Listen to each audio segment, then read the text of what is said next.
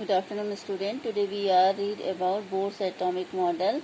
According to angular momentum of orbits, angular momentum orbit के ये orbit का nucleus और न्यूक्लियस के सर्कुलर पथ पर इलेक्ट्रॉन का मूवमेंट होता है जिसे हम ऑर्बिट्स कहते हैं।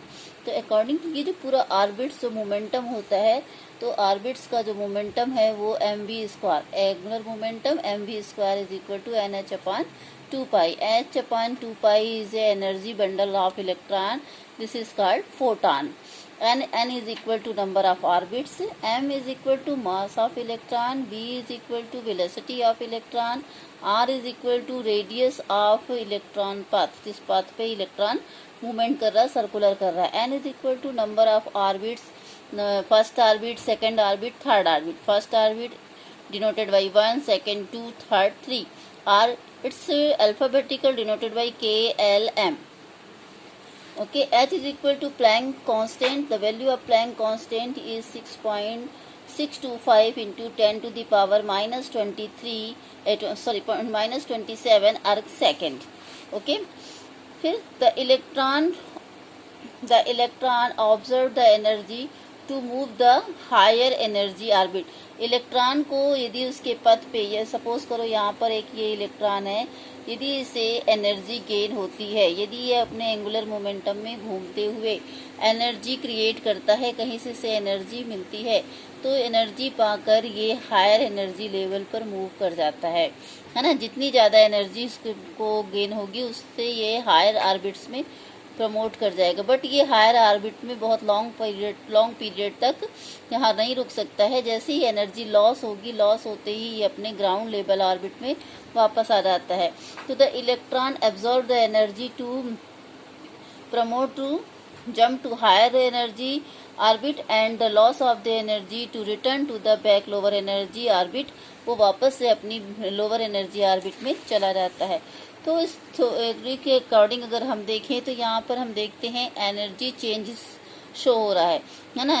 यदि E1 को हम लो एनर्जी लेवल को और E2 को हाई एनर्जी लेवल से डिनोट करें तो इलेक्ट्रॉन एनर्जी गेन करके एक्साइटिंग कंडीशन में प्रमोट होता है, एक्साइटेड हो जाता है, एक्साइटिंग कंडीशन में जाता है, जिससे वो हाई एनर्जी लेवल के ऑर्बिट में मूव करता है। जब तक एनर्जी उसके पास होती है वो हाई लेवल ऑर्बिट में रुकता है, और जैसे ही उसकी एनर्जी लॉस होती है वो वापस से एनर्जी लॉस करते हुए अपनी ऑर्बिट में वापस, ग्राउंड ऑर्बिट में वापस लौट आता है। और इस प्रकार से इसके बीच में जो एनर्जी ट्रांसफर होता है उसे हम, जो चेंजेस होता है उसे हम डेल ई के फॉर्म में शो करेंगे। Del E is equal to E2 minus E1। ये जो एनर्जी चेंजेस हो रही है वो एच न्यू के अकॉर्डिंग हो रही है ना, एच न्यू। तो del E is equal to H nu is a photon है ना, एनर्जी बंडल्स हैं जिसे हम फोटॉन के फॉर्म में शो करते हैं। तो इस प्रकार से हम कह सकते हैं कि इलेक्ट्रॉन इस तरह से एनर्जी को शो करते हुए या लॉस करते हुए या गेन करते हुए हाई लेवल से लो लेवल में प्रमोट होता है। अब इसके बाद हम नेक्स्ट टॉपिक देखेंगे जो आपका है जो बोर रेडियस, सी के बेस्ड हम निकालेंगे। हमने कल आपको हाइड्रोजन स्पेक्ट्रम्स को क्लियर किया था। हाइड्रोजन स्पेक्ट्रम हमको इसी से मिलते हैं कि bore radius of the orbit. अगर हम यहाँ पे देखें कि ये न्यूक्लियस ऑफ एटम्स है, एटम्स का ये न्यूक्लियस है और ये फर्स्ट ऑर्बिट है जिसमें इलेक्ट्रॉन का मूवमेंट हो रहा है। यहाँ पे 2 टाइप्स के फोर्स अप्लाई होते हैं। फर्स्ट तो इलेक्ट्रॉन जो फोर्स अप्लाई करता है, जो न्यूक्लियस की साइड फोर्स अप्लाई होता है, जिसे हम सेंट्रीफ्यूगल फोर्स कहते हैं, जिसे हम Z E square upon R से डिनोट करते हैं। और सेकंड जो फोर्स होता है जो इलेक्ट्रॉन बाहर सर्कुलर पथ के अपने बाहर की साइड मूव करता है, क्योंकि दोनों ही जो फोर्स अप्लाई होते हैं इससे इलेक्ट्रॉन अपनी ही ऑर्बिट पे रोटेट होता है। यदि ये फोर्स ऐसा ना अप्लाई हो तो इलेक्ट्रॉन इस ऑर्बिट के अंदर आ जाएगा, न्यूक्लियस के अंदर आ जाएगा, बट इलेक्ट्रॉन अपनी ही ऑर्बिट पे सर्कुलर पथ में मूव करता रहता है। इसके लिए ये होता है कि सेकंड जो है सेंट्रीफ्यूगल फोर्स जो है, जो कि बाहर की साइड अप्लाइड होता है, जिसकी वैल्यू जो होती है mv स्क्वायर अपॉन आर के इक्वल होती है। ये दोनों फोर्स एक दूसरे के इक्वली हो जाते हैं, Z square upon R and second होती है mv square upon R square. तो इस प्रकार से ये दोनों force M V square upon R is equal to Z square upon R square, दोनों फोर्स एक दूसरे के अपोजिट डायरेक्शन में एंड इक्वली फोर्स्ड होते हैं। तो यहाँ पर अगर हम इस वैल्यू को देखें तो आर से आर कैंसिल हो गया, तो M V square is equal to Z square upon R की हो जाती है।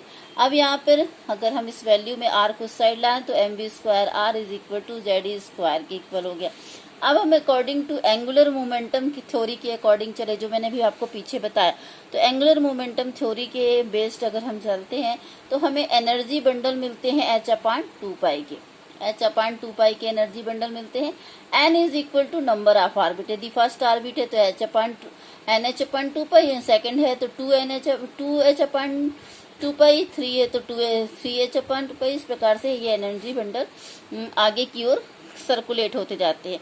एंगुलर मोमेंटम से हम देखते हैं कि जो इलेक्ट्रॉन का टोटल पथ होता है उसे हम एम वी आर से शो करते हैं। तो M V R is equal to N H upon 2 pi की हो गई। ये नंबर ऑफ ऑर्बिट है एन यहाँ पे, और ये एंगुलर मोमेंटम है जिसे हम एम वी आर से शो कर रहे हैं।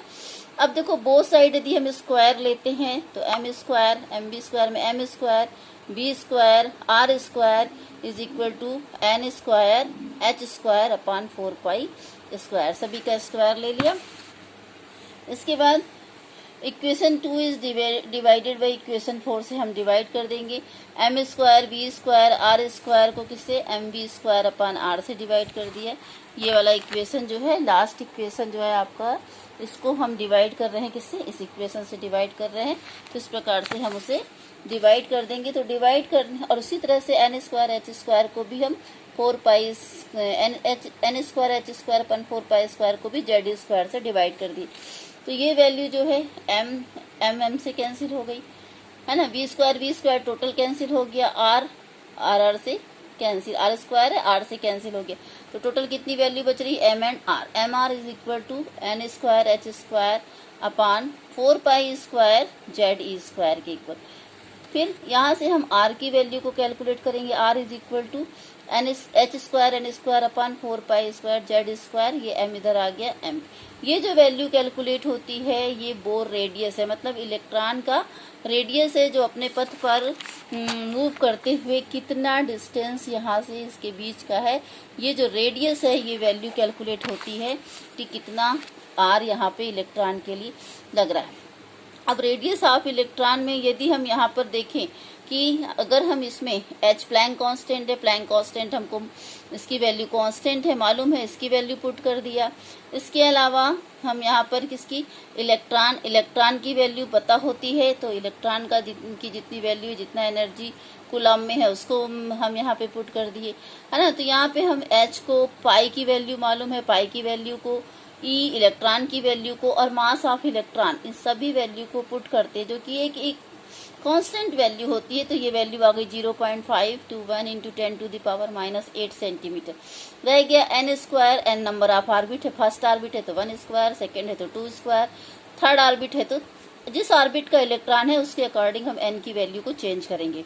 जेड एटॉमिक नंबर है, आपका कौन सा एटम्स है उसका एटॉमिक नंबर कितना है, उस पर बेस्ड हम इससे जेड की वैल्यू को चेंज करते हुए निकालेंगे। सपोज करो अगर हम हाइड्रोजन एटम के लिए निकाल रहे हैं तो हाइड्रोजन में ओनली 1 इलेक्ट्रॉन होता है जो फर्स्ट ऑर्बिट में होता है, तो N is equal to 1 and Z is equal to also 1, क्योंकि हाइड्रोजन का एटॉमिक नंबर 1 होता है।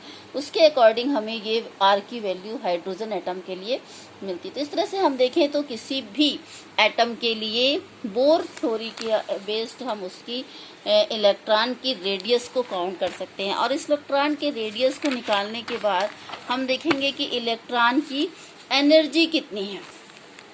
तो एनर्जी ऑफ इलेक्ट्रॉन है ना डिफरेंट ऑर्बिट्स के लिए कितनी होगी, तो हमें पता है कि या तो इलेक्ट्रॉन मूवमेंट में होगा या फिर वो स्टे होगा, अपनी ऑर्बिट के अंदर रुका हुआ होगा। यदि वो मूव कर रहा है तो काइनेटिक एनर्जी फाउंड होगी, और यदि वो रुका हुआ है, स्टे है, तो पोटेंशियल एनर्जी फाउंड होगी। तो मूवमेंट कंडीशन में उसके पास जो एनर्जी होगी 1/2 mv स्क्वायर है, और यदि वो स्टे है तो उसकी energy minus Z square upon R के इक्वल है ना। तो ये दोनों एनर्जी होती, टोटल एनर्जी जो इलेक्ट्रॉन की हो गई kinetic energy plus potential energy 1/2 mv square plus minus Z square upon R ये दोनों वैल्यू प्लस हो गई तो 1/2 mv² माइनस Z²R, ये आपका फर्स्ट इक्वेशन बन गया। अब अगर हम अकॉर्डिंग टू इस इक्वेशन को देखें तो हमें पता है कि mv² इज इक्वल, जो हमने पहले फर्स्ट इक्वेशन निकाला था mv² is equal to Z² की इक्वल होती, ये हमने पिछले इक्वेशन में रेडियस के समय काउंट किया था। तो ठीक है, इस प्रकार से अगर हम देखें तो mv² Z², तो अगर हम इस वैल्यू को देखें कि हमारी जो काइनेटिक एनर्जी है वो 1/2 mv² है, तो इसे हम 2 से डिवाइड कर दिए तो 1/2 से मल्टीप्लाई कर दिए, तो mv² 1/2, तो इसे भी हमें 1/2 से मल्टीप्लाई करना पड़ेगा क्योंकि दोनों इक्वेशन इक्वल है। तो 1/2 mv² is equal to Ze²/2r के इक्वल हो गए। अब यहाँ पर अगर हम ये वैल्यू जो हमें 1/2 mv² की वैल्यू है, इसको हम क्या करें, इस इक्वेशन में सब्स्टिट्यूट कर दें।